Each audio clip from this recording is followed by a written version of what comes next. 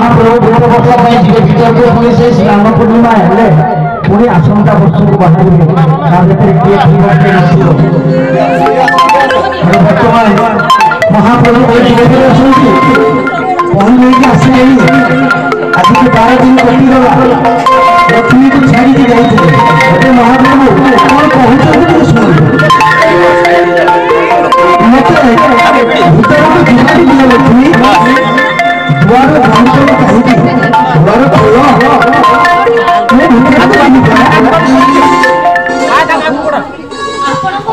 जाओनी एते शीघ्र शेष हो गला प्रभु ना और किछि बाकी अछि मां जाओनी भक्त मनोहर लीला सीता हेला परे सिना जाओ आसीबे शेष न हो वर्तमान आसीबो दरकार ना रथरे जिला बेले मते आपण कहि जाइथे 2 दिन पई जाऊ अछि शीघ्र फेरी आसी बड़ भाई संगरे नहीं रथरे गले मते संगरे नेले नाही मते जीवा पाई मना करि देले 2 दिन बही 9 दिन गला आ 3 दिन बाहर रहिले 12 दिन परे घर को फेरिले आ किछि दिन रही भक्त मानकर लीला शेष करी घर को फेरिले भल होता प्रभु एते दिन परे मो कथा मने पड़ला आपण मते मिछ कथा कहि भंडी चली गली जाओ जाओ फेरी नीलाद्रि बिहारी भौनी को संगे लिया छाड़ी करी गली दुख करी बटी दर जानर झिया प्रभु जातु फेरी सब यात्रा करी घर को फेरिबे न कर देरी प्रभु जातु फेरी प्रभु जातु फेरी आपण देरी न करी फेरी जातु प्रभु समस्त यात्रा एवं भक्त मानकर लीला शेष हेला परे फेरिबे एबे आसी दुआर खोल बोली कहिले कोन हबो दुआर वर्तमान पई बंद रहिला अरे है ये केमिति कथा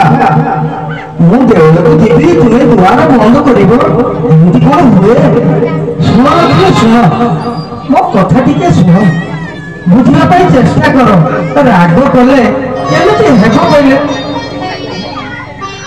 तुम्हें पूरा जगतर माता एमिति रागी गले कोन हुए मो रथरे जीवा समय तुमको नहीं थांती सत कौन आउ कहबी कुह बड़ भाई अग्रज मो संगे जावाई कहले मु मना कर बड़ भाई को मुझे मना करी संगे संगे राग कर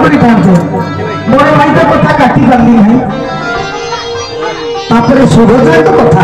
आम दुई भाई भितर से एकमात्र ओली भूमि गेल्हा भूमि गेल्हारे बोली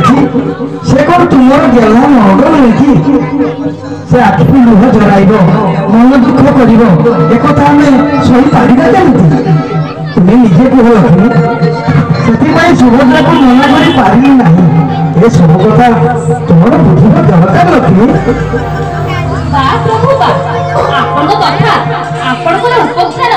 मानिबा को पड़िबो आपण एते सुंदर कथा कहती जेकोसी लोक आपण को कथरे मोहित होई जिवे एने कहउछन्ती बड़ भाई को कथा काटी पारिले ना पूरी कहउछन्ती खाना भणी को मना करि पारिले ना एथिरे बुझा पड़िला समस्त समस्त आपनकर निजर केते काकुति मिनती हेली जीवा पाई मो कथा सुनी मध्य न सुनिला करी अभिनय करी केते जहा हेले मु पूरा परछियो मते कहिल कि घरे रहिथा मां को सेवा कर मु खाली सेवा करी दिन राति खाली समस्त कर सेवा करी भल मंद किछि ना रोटी जिनिस देई गलो प्रभु रोटी अछि गोटे नानी भाई पुनी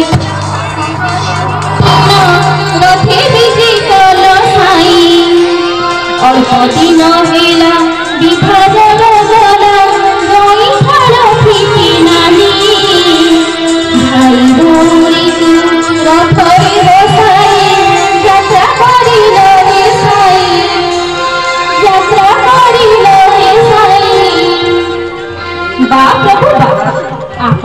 କଥାକୁ ମାନିବାକୁ ପଡ଼ିବ। ଆପଣଙ୍କ କଥାରେ ଏତେ ସତ୍ୟତା ଅଛି ମୁଁ ଏବେ ବୁଝିପାରିଲି। ମୋ କଥା ଶୁଣିବା ହେଉ ଲକ୍ଷ୍ମୀ, ଅବୁଝା ଜମା ହୁଅ ନାହିଁ। ତୁମକୁ ରଥରେ ନେଇଯିବା ପାଇଁ ଇଚ୍ଛା ଥିଲା ମୋର। ଯେତେବେଳେ ବଡ଼ ଭାଇ ଅଗ୍ରଜ ମୋ ସଙ୍ଗରେ ଯାଉଛନ୍ତି ମୁଁ କେମିତି ତୁମକୁ ନେଇଥାନ୍ତି? ସେ ଭରା ତୁମର ଦେଢ଼ଶୁର ସଙ୍ଗରେ ସାନ ଭାଇର ସ୍ତ୍ରୀ ଗଲେ ଏ ଜଗତର ଲୋକ ମତେ କଣ କହିବେ? ଏ ଯେଉଁ ପତିତ ପାବନ ଯାତ୍ରା ଭକ୍ତ ମାନଙ୍କର ଗହଳି ଭିତରେ ଯଦି ବଡ଼ ଭାଇଙ୍କ ସଙ୍ଗରେ ଛୁଆଁ ଅଛୁଆଁ ଭାବ ହୋଇଯିବ ଏ ଜଗତର ଲୋକେ ମତେ ନିନ୍ଦା କରିବେ। ଲକ୍ଷ୍ମୀ ବଡ଼ ଭାଇ କହିବେ ଲକ୍ଷ୍ମୀ ମତେ ଛୁଇଁ ଦେଲେ, ପୁଣି ଗୋଟିଏ ନୂଆ ପୁରାଣ ରଚନା ହେବ। ତୁମେ ତ ଜାଣ ବଡ଼ ଭାଇ ସବୁବେଳେ ନୂଆ ନୂଆ କ୍ଷୀର ବାହାର କରନ୍ତି। ସେଥିପାଇଁ ମୁଁ ତୁମକୁ ସୁନ୍ଦର ନେଲି ନାହିଁ। ଆପଣଙ୍କୁ ବୁଲିବା ବେଳ ସରିଗଲାଣି। ତୁମକୁ କଣ ପରେ ବୁଲିବା ପାଇଁ କଣ ନେଇପାରିବି ନାହିଁ? ମତେ ଆପଣ କଣ ବୁଝାଉଛନ୍ତି ପ୍ରଭୁ? ମୁଁ କଣ ଛୋଟ ପିଲା କିଛି? ଆପଣ ଜଗତ କର୍ତ୍ତା ହୋଇ ମତେ ମିଛ କହୁଛନ୍ତି, ମତେ କହୁଛନ୍ତି।